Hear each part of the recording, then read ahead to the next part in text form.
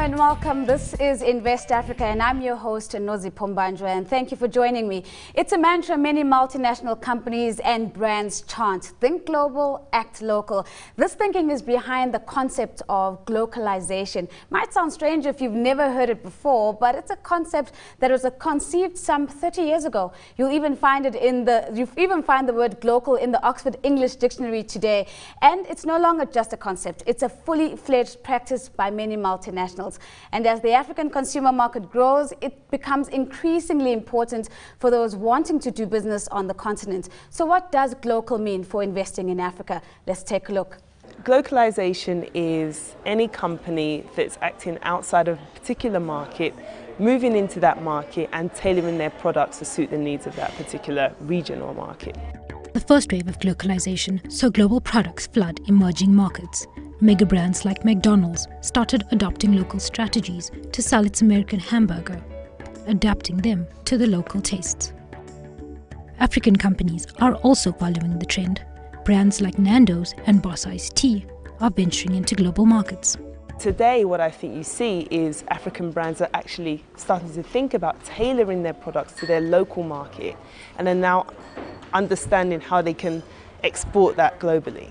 But there's also a converse trend emerging: for Africa, by Africa. Consumers in Africa, obviously the continent is rising, so they're renouncing, trying to emulate what's going on in the West or America, and they're starting to have this pride, which is about being African. And that can be anything as narrow as being from Johannesburg to Pan-Africanism.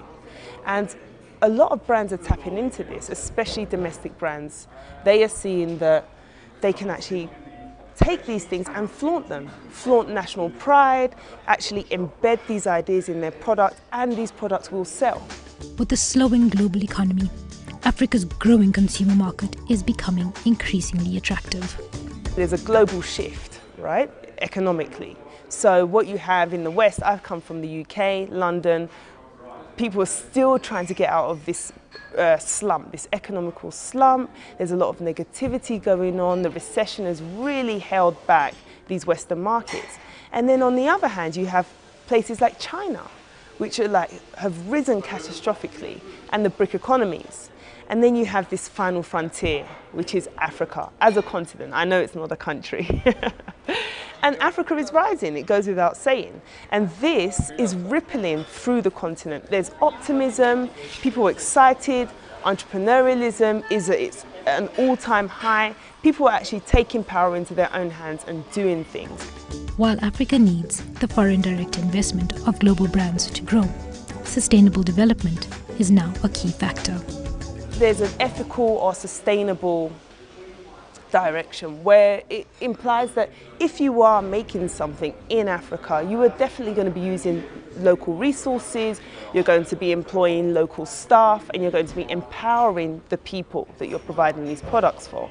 And that in itself is a win-win again. There's a lot of multinational brands have got it wrong in the past. They've come in and they've maltreated the continent, and they've not thought about it. But as I say, with Africa rising and people taking more pride in their environment, in their communities, they're not going to buy into brands that don't treat their communities with respect. Now joining me on tonight's discussion panel from Lagos, we have Glocalisation, the Managing Director of Millward Brown, Nigeria, as well as Marie-Therese Fido. She's an Associate Director at KPMG in Nigeria. And with me here in Johannesburg is Thebe Kalafeng, the founder and chairman of Brand Africa. Now for you at home, we'd like you to join in the conversation by using Twitter and following me at Nozi Pombanjwa or at CNBC Africa. And don't forget that our hashtag is Invest Africa. Let's get right into it. And Thebe, let me start off with posing the biggest question, that is, how significant is glocalization for the African investment landscape? Well, I was actually going to disagree with that whole idea, because I do not think that African companies should be glocalizing. I think they shouldn't be thinking global and going local. I think they should be thinking local and going global, because what they need to take into the world are ideas which are conceived and embody the spirit of Africa. Because when the French companies come bring their products to Africa, we buy them for their French essence. When American brands come to Africa, we buy them for the American essence. When we take brands from Africa, Africa. We should take the African essence to the world.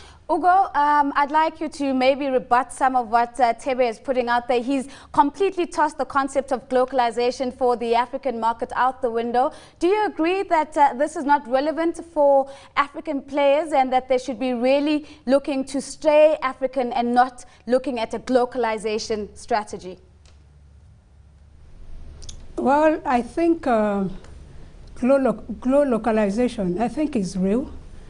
And I don't think African companies should stay local because let's face it, the African companies, they're already facing so much stiff competition in their terrain. So when we talk glocalization, I think that the African companies, they should do all they can to also face the stiff competition that is already in their terrain.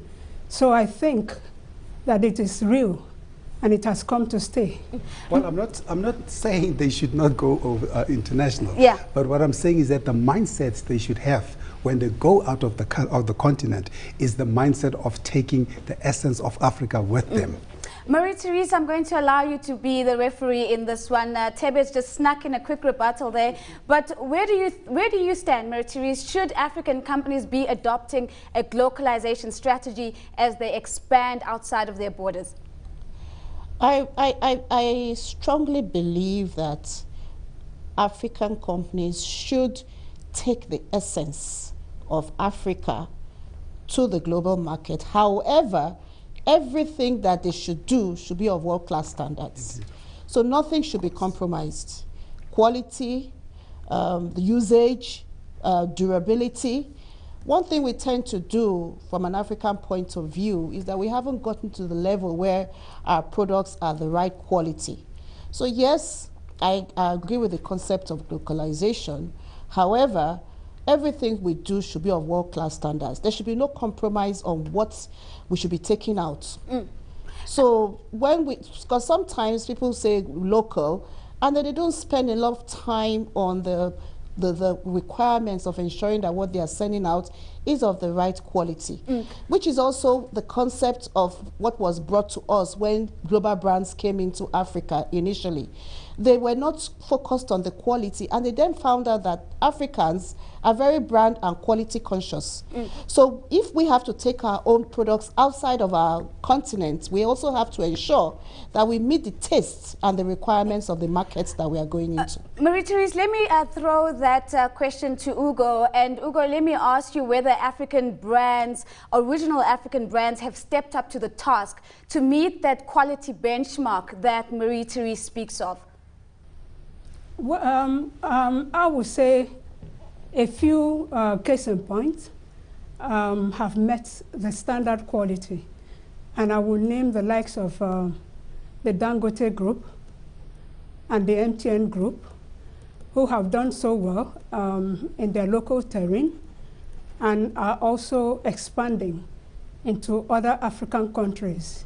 And I think if they continue this way, because already they are carrying the quality standards, and if they continue this way, I believe that they will also go into the other markets, but Thebe, besides Africa. Let me take this and throw it to Thebe. I mean, MTN, Dangote, big names, big companies, big market capitalization.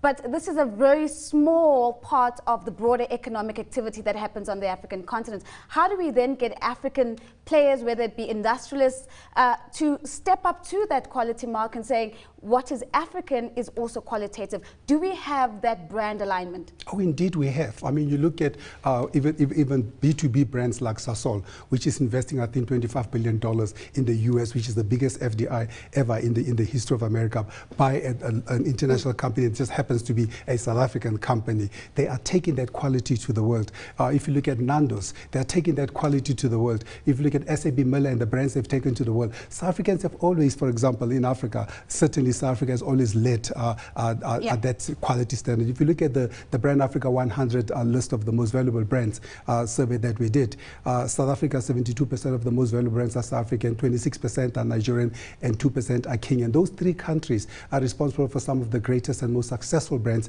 that we're seeing in the world. Certainly, if you look from a Kenya perspective, you look at what they've done with M-Pesa. M-Pesa now is the global standard that Vodafone uses around the world because it is conceived and made in Africa. Marie-Therese, let's come back and let's put the Africa strategy on your doorstep. As many African countries expand outside of their borders, we've seen successes from Dangote, from NTN, which have been noted today. But how should companies be thinking about their expansion strategies? Are there any particular key points that you think are absolutely fundamental if that strategy is to work in a foreign market? Well, one thing that they must look for is the right market, because there's no point in going somewhere where you don't have a market for it. So you have to look at the right market. You also have to think about something as simple as sustainability. Fair trade is one of the things that is a buzzword today. A lot of people are saying, how these products you are bringing to me, how sustainable is it? Under what sustainability conditions did you get them done? So, and then your strategy has to be right. Your financing has to be right. You have to ensure that you have the right financing. You also have to ensure that you have the right packaging, because, for example, I'll come back to Africa. You take the many global brands, when they came into Africa, they decided to go into making smaller packages. How are the packaging received in the countries that you are going to? What kind of marketing are you going to do? What kind of online strategy are you going to do? So there's so much that you need to do from a strategy point of view, from a distribution point of view, from a point of sale point of view, from even understanding the products that you're going to sell to the people that you are going to use in delivering the product. So it's a complete mix of how you take these products to the global market. It certainly sounds it certainly sounds, Marie-Therese, like understanding the market that is on your radar is a key factor in making sure that your glocalization strategy, if you employ one, works. But what we're going to do is take a quick break for now. When we come back, more on going global and perhaps also touching on a very significant point that's been raised, and that's of sustainability in the glocalization strategy here in Africa. We'll see you right after the break.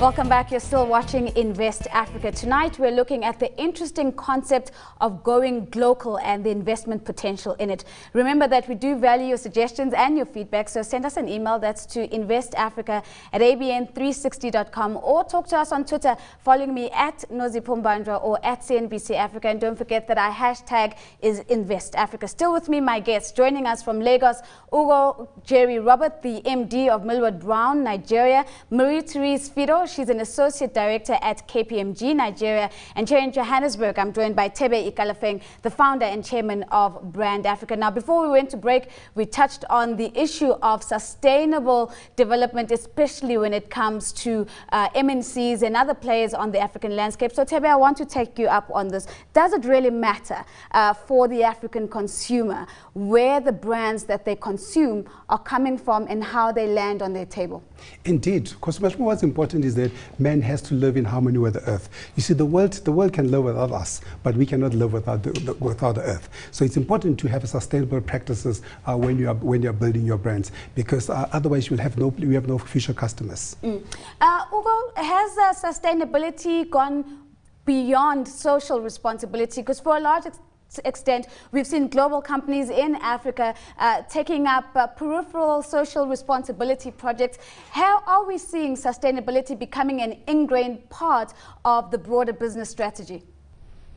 Well, talking about sustainability, when it comes to glocalization, I would say for now, most African companies, they just look at the short-term investment, because all they are doing now is just carrying the product across the borders without knowing the consumers that they're going to.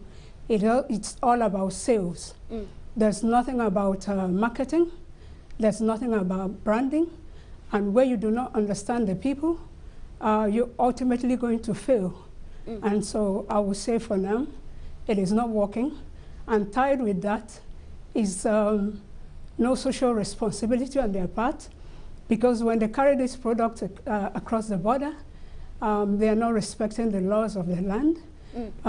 There's no investment in terms of building talent. There's no investment in terms of returning to the land where they're just carrying the product. So I would say there's really no sustainability for now. It's all about short-term investment. And that is not going to take the African companies anywhere. Yeah. Marie-Therese, if sustainability is such an important component of brand equity, what are we getting wrong? Why is it that we have the picture that Ugo has just painted? I don't think I agree with Ugo's assertion that sustainability is not being done. I don't think one would sweep all companies under the same umbrella. She mentioned Dangote and she mentioned MTN. And I'm aware that Dangote is doing a lot in the sustainability area. Everywhere they go, they ensure that the communities in which they are working in, to a large extent, they ensure that they give the people the right treatment, they work on the earth properly. And the same with MTN. MTN has a foundation here in Nigeria. And take other companies that operate here from a Nigerian perspective. Yes, I do know that some companies have been bitten by the bug of lack of sustainability. But I believe that some of these companies are also putting the environments in which they work at the forefront and are trying to ensure that they do the right thing. You go to Tulo in Ghana, they have scholarships. A lot of oil firms have scholarships in building talent. They're looking at their environments and they're saying, what talent do we need? What kind of people do we need to ensure that when we leave, how do we build local content? Some of them are looking at it. They may not be doing it as well as they should. Yeah. But I think something is being done. Let me just quickly let Tebe respond to this one, and then we'll come back to Ugo, because I know that Ugo wants to get her word in after Marie-Therese's comment there. So a very quick one from you, Tebe. I'll say that I think it's an excellent point that you just made in terms of sustainability. Yes, is broader. To me, I always bring it in terms of the harmonization between what you do and where you do it. And I think the important point that she makes, if you look at the likes of ShopRite, for example, versus Woolworths, Woolworths has not had as many successes particularly in Nigeria and many other countries, particularly because of the problem that ShopRite has noticed. And ShopRite said it recently, and they said what we are trying to do is we're trying to ensure that even when we source goods, when we source products and services, we source them from the local market. But we are taking we bring the ShopRite experience to them and the local goods that speak to the taste of the people that we're serving. To me, that's part of sustainability. But how important is sustainability in brand equity? Does it have enough weight? Well, it's got all the weight, because sustainability means just what it means. Because if you are not going to have sustainable business practices or sustainable investment, then your business is not going to be sustained.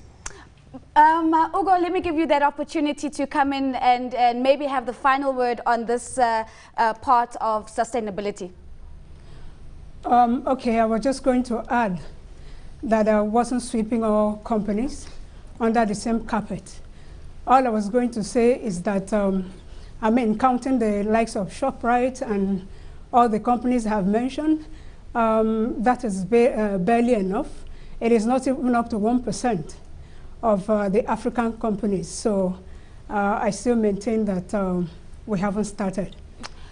And it certainly seems that there's still lots to be done, irrespective. Marie-Therese, let me come to you with this issue of finding talent to sustain and take forward your glocalization strategy. How do we get Africans within the continent to get fired up and excited about intra-Africa trade and glocalization broadly, in terms of being able to move across borders to take up professional opportunities in other parts of Africa? One, I think a lot of the immigration rules have to be a bit relaxed, especially for difficult to get talent. The war of talent is a major issue for many organizations today. Everywhere you go, everybody says talent is one of my stay awake issues. I'm not getting the right talent. Sometimes the right talent is not coming out of the universities, or sometimes the right talent, people are not studying the right courses. So I get people, then I have to train them again. So a lot of organizations have this problem. A lot of organizations also have the problem of having to import talent, which can sometimes be expensive.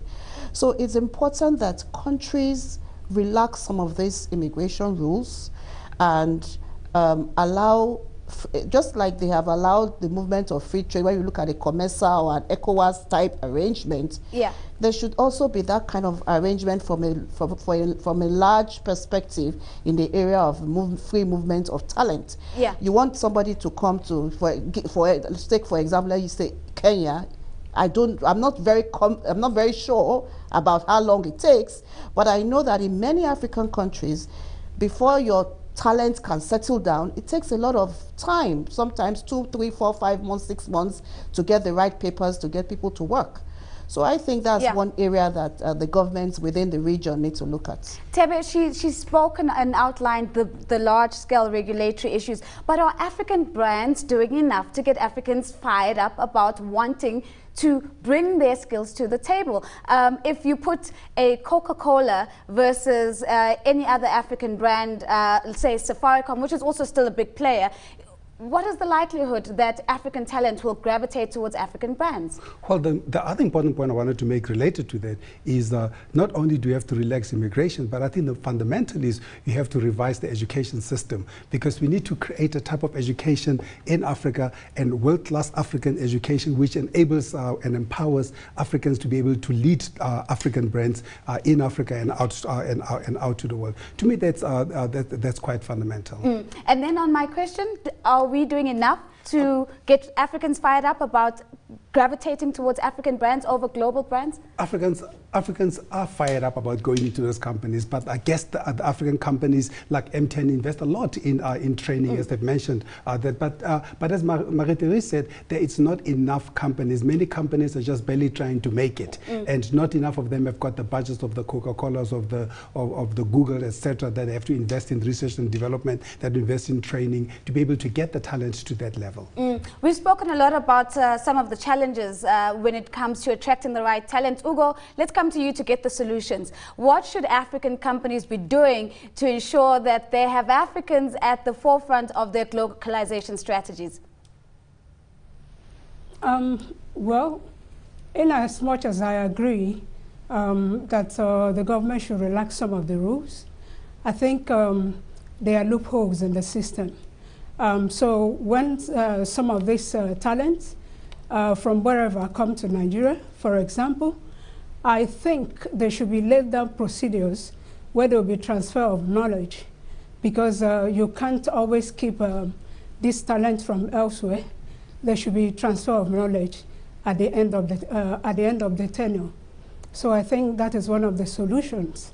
And whoever is coming should understand that they are coming to build, not stay forever. And that way, we will sustain some talent here. And as we wrap up, let me get a quick comment from Marie-Therese on how African countries should be thinking about their branding and marketing strategies as they seek to have a successful globalization strategy. One thing they need to do is to know their customers. Know your customer. What are their tastes? Segment your market. Are you catering to the youths, or you're catering to the elderly, or you're catering to the middle class? You need to know your markets. You need to also define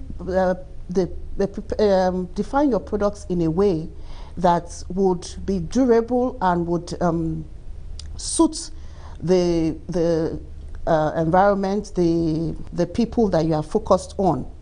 You also have to ensure that, take for example, Samsung today is in Nigeria, is in Africa. It has localized its products in a way that appeals to the people. Tiger Brands, when it came to Nigeria, it it changed the taste of bread so that it will suit the Nigerian environment. So everything you need to do. What about you can also look at digital. How are you playing in the digital field? The likes of the online marketers, banks are the major people using the online medium. What are other people doing? Yeah. What are we doing with traditional mediums like televisions, print? What are we doing in that space? So these are some of the things that we need to look at in terms of ensuring that we get our products to the right people. Tebe, the marketing landscape as you go global, if you do, what should you be thinking of to ensure that you avoid many of the pitfalls that Marie-Therese has just outlined? Well, I think what Marie-Therese has just said is quite fundamental in terms of all great brands start with insights. If you don't have the insights, you shouldn't even bother getting into the plane. But I think the most important thing as Africans, what we really need to do is, we probably shouldn't be worrying about going global. We should be focusing on the African continent. Because if you look at the intra-Africa trade, it's only about 12% versus Europe, which is about 65 to 70%. If we increase intra-Africa trade by just 1%, we will generate $50 billion in income in Africa alone. Is there demand, though? I mean, if I take, for example, the European Union example, and we look at the European Union's demand for citrus products from South Africa, is there sufficient demand coming from the African continent to supersede the demand that we see coming from Europe?